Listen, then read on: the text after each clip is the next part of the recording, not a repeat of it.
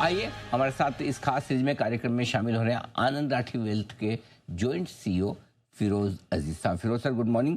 बहुत बहुत स्वागत है आपका, धन्यवाद हमें समय देने के लिए। सबसे पहले तो बताएं सर, बाजार का मूड माहौल, मंथली एक्सपायरी के हफ्ते में हम पहुंच चुके हैं, किस तरह की पोजीशंस दिख रही है? जो शुक्रवार को तेजी की शुरुआत हुई, आज थोड़ी आगे बढ़ती दिखी है, क्या लगता है एक्सपायरी के पहले 25,116 का जो हमने रिसेंट हाई बनाया था उसको पार करके कुछ शॉर्ट कवरिंग खरीदारी और हो सकती है? संभावनाएं क्या है सर?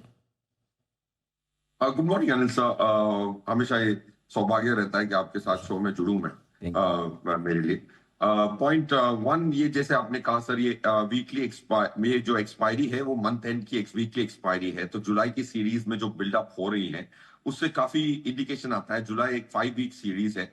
एक चीज बहुत यूनिक है इस सीरीज में, जो जो प्रीमियम आ रहा है, जो जुलाई से अगस्त, जून से जुलाई का जो प्रीमियम आ रहा है, वो कुछ ना कुछ कहने की कोशिश जरूर कह रहा है। ये पहली बार लास्ट 1.5 साल में ऐसा हुआ है कि जून से जुलाई की जो प्रीमियम्स हैं वो 85 रुपीज पे चल रही है एज वी स्पीक।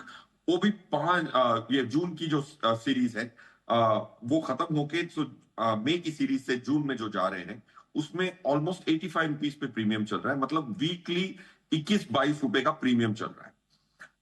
ये देखा गया है। इसका इसका अगर मैं तात्पर्य देखूं तो ये फॉरवर्ड रेट में जो रोल ओवर कॉस्ट है वो पर एनम अगर निफ्टी पे कैलकुलेट करूं तो 4.8 से 5% कोट कर रही है। मतलब आर्बिट्राज फंड जो 8-8.5% एंजॉय कर रहे थे, वो आज 5% सिर्फ रोल हो रहा है। ऐसा 1.5 साल में कभी नहीं हुआ।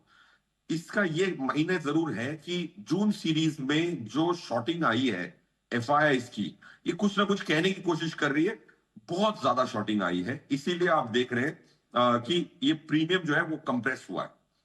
जून से जुलाई का जो प्रीमियम है वो आज भी 5 वीक में 145 रुपए चल रहा है। अभी भी जुलाई में शॉर्टिंग नहीं आई है, जून में एक्सटेंसिव शॉर्टिंग आई है।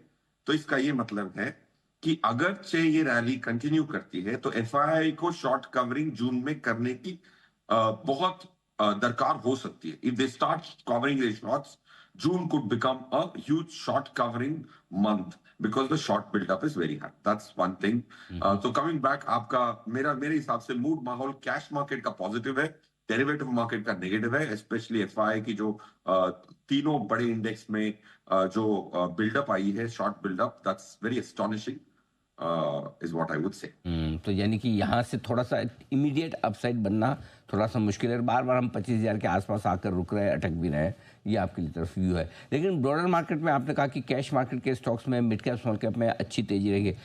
क्या वजह है कि अगर आपको लगता है कि लार्ज कैप थोड़े से ठंडे रह सकते हैं, तो फिर उसके बावजूद mid cap small cap share चलेंगे? यस अनिल सर, देखिए मिड कैप स्मॉल कैप में स्पेशली वो शेयर चलते हैं मई अगस्त। ये जो सीरीज मई और अगस्त, फरवरी, नवंबर, ये बहुत इंपॉर्टेंट मंथ्स होते हैं स्मॉल कैप के लिए, क्योंकि एमएससीआई अपना जो इंडेक्स का वेट है ना वो रीजिक करता है। वैलेंटाइंस डे से चालू होता है 14 फरवरी, ऐसे मैं याद रखता हूँ। फिर उसके बाद 3-3 महीने, 14 मई, 14 अगस्त, 14 नवंबर को अपनी MSCI small cap India index को रीजिक करता है। उसमें करीबन 460 स्टॉक है। थोड़े स्टॉक्स में वेटेज बढ़ता है, थोड़े स्टॉक्स में घटता है। तो बहुत flight of capital FII index fund FII की फ्लाइट ऑफ कैपिटल बहुत होती है। स्पेशली 31 मई को देखेंगे आप, लास्ट हाफ एन आवर में बहुत शेयर हाथ बदलेंगे। That is because of MSCI index. So coming back to your point, मेरे हिसाब से ब्रॉडर मार्केट में थोड़े स्टॉक्स में गिरावट आएगी मई के एंड में, थोड़े स्टॉक्स में बढ़त आती है depending on the weightage which has changed. आप हम एमएससीआई की सर्विस को सब्सक्राइब करके उसको देखते हैं, तो करीबन करीबन 100 से 125 स्टॉक्स जो है एनएससी स्मॉल कैप 250 के, उसमें वेट बढ़ा है। वो लास्ट हाफ एन आवर में वो बहुत हाथ बदलेगा मई 31 को। So point I am making is, small cap में बॉटम अप बहुत जरूरी होगा और एमएससीआई को इग्नोर करे बगैर small cap strategy short term बनानी मेरे हिसाब से मुनासिब नहीं होनी चाहिए, specially given the month is a May rejig month. Perfect. ये आपके लिए स्ट्रेटजी बिल्कुल बेहतर रहेगी मिड कैप स्मॉल कैप शेयरों में भी। अब आइए सर, नतीजों का सीजन ऑलमोस्ट खत्म होने वाला है, आखिरी चरण में चल रहा है। कैसे देख रहे हैं आप इस रिजल्ट सीजन को? उम्मीद के मुताबिक है, बढ़िया है या कमजोर रहा है? सर मेरे हिसाब से अब अगर मैं आंकड़े देखूं एनएससी निफ्टी के 48 कंपनीज के रिजल्ट्स आ चुके हैं। हम निफ्टी को बहुत क्लोजली ट्रैक करते हैं क्योंकि हम कहते हैं कि भाई एक पोर्टफोलियो की बुनियाद होती है निफ्टी। बाकी जो भी एक्शन मैं लूं निफ्टी को बीट करने की उम्मीद होती है, इसीलिए मैं वो लेता हूं। वरना अगर हम एडवाइजर्स या डिस्ट्रीब्यूटर ना होते तो क्लाइंट सीधे निफ्टी खरीद लेता, हमारी जरूरत नहीं होती। तो निफ्टी को बीट करना, so if I look at Nifty's earnings, 48 companies की अर्निंग्स आ चुकी है। क्वार्टर 4 की 10.9% की आ रही थी। आईटीसी के रिजल्ट देने से पहले फिर 4% की अर्निंग्स ग्रोथ आ रही थी for the quarter for 47 companies. ITC ने थोड़ा बचा लिया और क्वार्टर 4 को ऑफ कोर्स एक एक्स्ट्राऑर्डिनरी आइटम है of a sale of business, but फिर भी 10.9% की अर्निंग्स ग्रोथ आई है क्वार्टर 4 की निफ्टी 48 कंपनीज की। तो overall for the full year 9% आई है। 10-11 की उम्मीद थी। आई थिंक बजाज की एक कंपनी का रिजल्ट अभी भी बाकी है, so I think that will tell us where it will गो।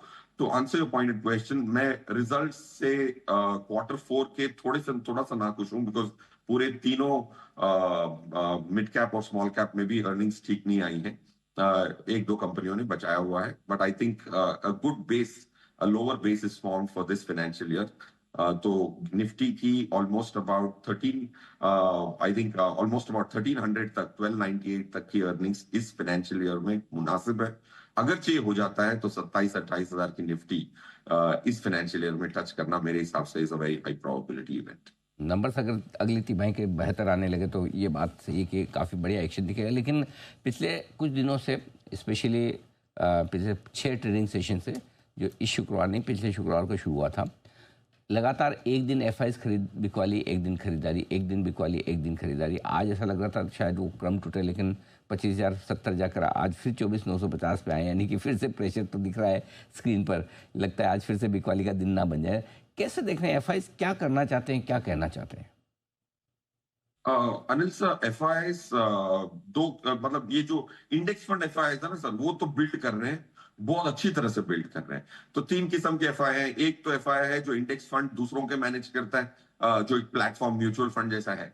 दूसरा है जो आप इंडेक्स इन्वेस्ट करता है बट खुद के अपने पैसे इन्वेस्ट करता है। जैसे जो यूएस में यूनिवर्सिटीज हैं, उनके बहुत पैसे निकले हैं। ट्रंप साहब ने बहुत यूनिवर्सिटीज की जो फंडिंग है वो रोक रखी है। तो मैंने थोड़ी एनालिसिस की तो बहुत सारे जैसे हार्वर्ड जैसे इंस्टीट्यूट्स हैं, उनके बहुत सारे पेंशन फंड्स इंडिया में इन्वेस्ट होते हैं।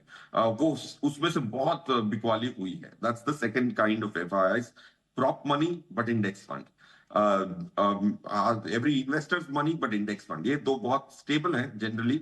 और तीसरा जो ये तीसरा एफआईआई जो हाई फ्रीक्वेंसी ट्रेडिंग डेरिवेटिव में करता है और हेज फंड का बर्ताव लेता है कैश मार्केट में, उनकी बहुत पैसे की फ्लूइडिटी है और एक्सपायरी में वो बहुत इंडेक्स को मूव कर रहे हैं।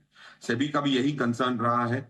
हर एक्सपायरी पे वो ऑप्शंस को बाई करते हैं और फिर इंडेक्स को मूव करते हैं ताकि लोगों के स्टॉप लॉस लगे। आई थिंक वो बंद होगा, and that's why you see such indecisive moves on alternative days between FIIs. वो क्या करते हैं, कैश मार्केट में परचेज करते हैं और ऑप्शन से पैसा बनाने की कोशिश करते हैं और कैश मार्केट में विलिंगली लूज करता है पैसा ताकि कैश मार्केट में नुकसान करूं और डेरिवेटिव में कमाऊं उससे 4 गुना ज्यादा। आई थिंक वो बंद होना भी चाहिए और I think SEBI is looking at it. Absolutely, बिल्कुल ठीक बात है और वो इस पर लगाम भी लगेगी।